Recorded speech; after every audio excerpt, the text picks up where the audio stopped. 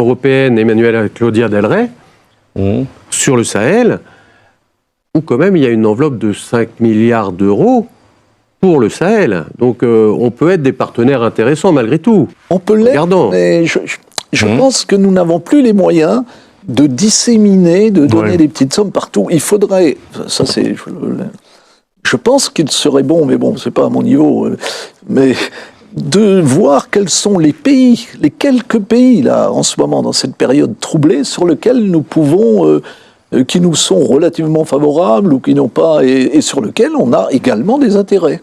Je pense que l'exécutif va faire ça. Je vois pas d'autres. Mais il faut le souhaiter en tout cas. Ouais. La liste se resserre des pays amis en Afrique. Ben ça se resserre. Moi je dis ils vivent une expérience. Les Chinois, je me méfie parce que cette expérience, elle risque de durer. Avec les Russes, je suis moins... Et puis il y a les Turcs qu'il ne faut pas oublier, et puis il y a les Marocains qu'il ne faut pas oublier. Donc est-ce que l'Afrique deviendra, au fil des décennies à venir, un souvenir un peu pour nous, avec quelques échanges, bien sûr? Je ne sais pas. Il y a un certain nombre de pays qui étaient déjà puissants ou qui émergent aujourd'hui. Hein. Le Sénégal, on l'a évoqué, la Côte d'Ivoire, le Gabon, pour prendre des exemples, ou la République démocratique du Congo, qui est quand même un pays le plus gros, le plus puissant et le plus riche. Comment ça se passe entre eux, à votre avis? Comment sont les relations? Parce qu'on a parlé beaucoup des relations avec la France, avec ces pays-là. À votre avis, est-ce qu'il y a, entre ces différents pays, est-ce qu'il y a aussi beaucoup de tensions ou au contraire de la compréhension ou de la collaboration? Comment ça se passe? Je serais tenté de dire que les pays faillis, comme le disait, les pays qui ont des vrais problèmes, Niger, le pays le plus pauvre, il est très pauvre.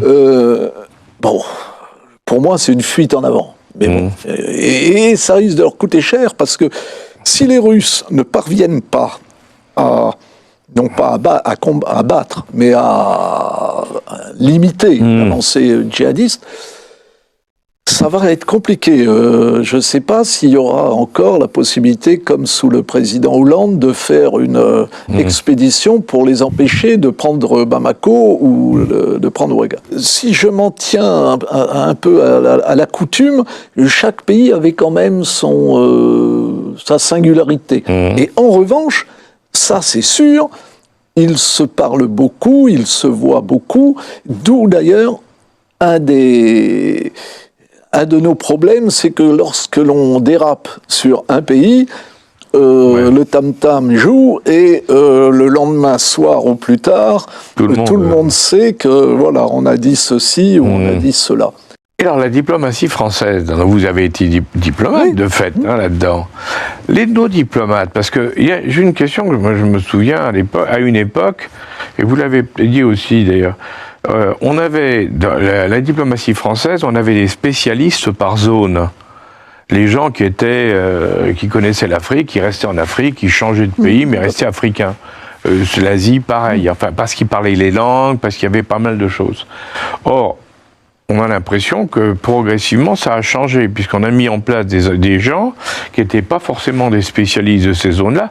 Or, ce que vous disiez pour les analystes du service, où là, on apprend, mais on apprend la connaissance du pays. Quand vous mettez un ambassadeur qui n'a aucune notion de ce que c'est que l'Afrique, parce qu'il a travaillé en Europe ou ailleurs, c'est un peu difficile.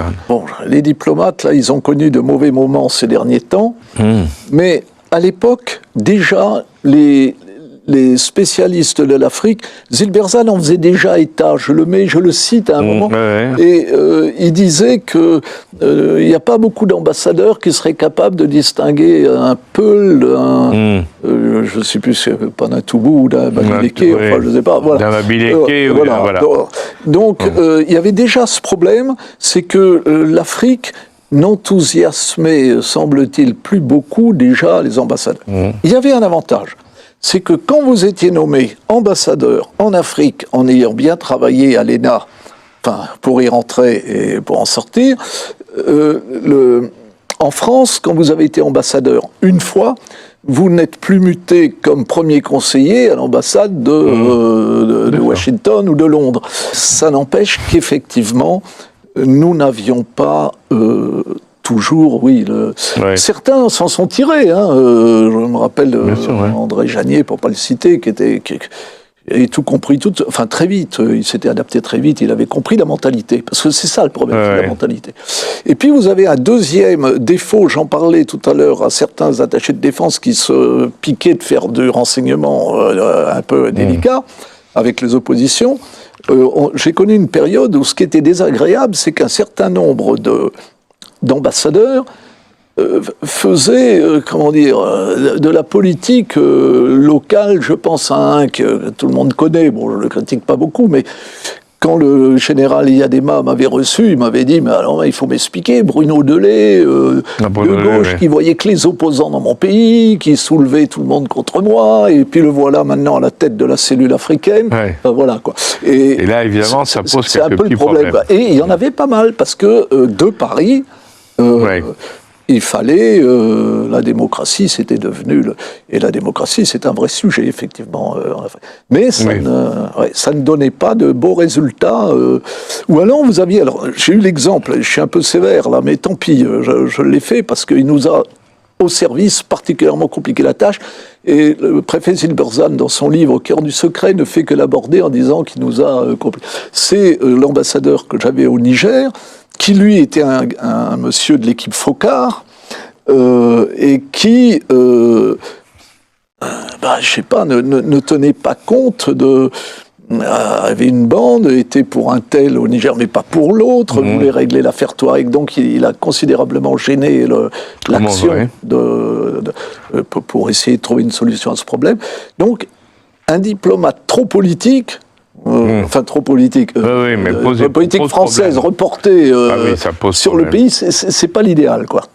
Comment vous voyez l'avenir? Vous pensez qu'on peut revenir? Parce que là, vous avez dit Afrique adieu, mais dans définitive, est-ce qu'on peut dans le futur envisager d'un Afrique bonjour ou rebonjour? Oui, alors comme je vous disais, c'est un adieu personnel. Oui, non, mais donc, moi, alors maintenant, on va passer au niveau de la France. Eh bien, écoutez, là, je suis un petit peu embêté parce que j'en reviens à ce que je pense, c'est que il n'y aura pas un balancier au sens d'un retour à ce que nous avons pu connaître. Je pense qu'il y aura des prises de conscience de certains chefs d'État africains. Alors, je ne vous parle pas de ceux qui sont en plein dans leur fuite en avant. Non, mais c'est clair. Mais c'est à nous d'identifier, et oui, de se dire le monde avant, on n'a plus trop d'argent, et bien notre argent, autant bien le dépenser. L'aide au développement a été réduite un peu quand même récemment. Très sensiblement, très sensiblement. Et oui, donc il faut vraiment identifier ce que nos amis africains disent, ceux qui veulent être des partenaires. Alors, identifions-les et travaillons avec eux. Et mon sentiment, c'est que le pays voisin, ou les pays qui verront que ça marche bien dans tel pays avec les Français, seront peut-être tentés, le moment venu, de revenir un peu vers nous. Ce qu'il ne faut pas oublier, c'est que l'Afrique de l'Ouest et l'Afrique centrale, c'est-à-dire en gros l'Afrique francophone, les Chinois, j'allais dire les investissements chinois dans ces deux zones, ne sont que de moins de 20%, alors entre 17 et 20. Donc ça veut dire qu'on a encore, puisque les Russes là-dedans, ils vendent des armes. Et donc ça veut dire qu'on a quand même encore notre place, je pense. Alors pas partout, pas n'importe comment, mais vraiment ciblé. Que ça soit militaire, politique, économique. Bien sûr, dans tous les domaines, dans tous les domaines, bien sûr. Donc j'ai espoir que le continent africain ne nous soit pas étranger dans 10 et plus, ou 20 ans. Je crois que c'est bien de terminer sur un message d'espoir. Donc oui, effectivement, on peut espérer qu'il y a des remises en cause chez nous, et puis en Afrique aussi, qui permettront de revenir. Parce que, comme vous l'avez dit, je crois qu'il y avait on a eu une très bonne collaboration avec l'Afrique, il faut le dire, il ne faut pas avoir honte. On a très bien collaboré avec l'Afrique. Bon, ça s'est dégradé, mais après tout, il ne tient qu'à nous, aux dirigeants africains, que ça recommence. Alors, c'est une question de volonté, c'est pas autre chose. Et une question de comportement, quand même, comme ça a été dit. Beaucoup, on oublie l'arrogance, on est au même niveau, on pratique le partenariat. Mais ça, on avait fait une émission avec Laurent Bigot, Jacques Bigot, qui était très intéressante là-dessus. Et il avait très bien expliqué, donc on est bien en phase là-dessus. Merci.